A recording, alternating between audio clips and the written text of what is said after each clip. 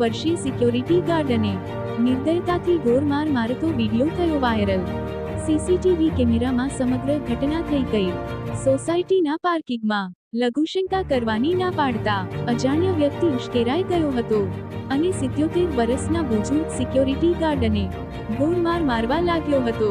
મારનાર વ્યક્તિનો મિત્ર પણ સીસીટીવી દેખાઈ રહ્યો છે।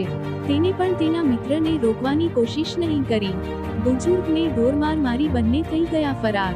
સોસાયટીના લોકોને જાણ થતાં ઘટના સ્થળે દોડી આવ્યા, પણ મારનાર શખ્સ ત્યાં સુધી ફરાર થઈ ગયા હતા। Bureau report, Surat.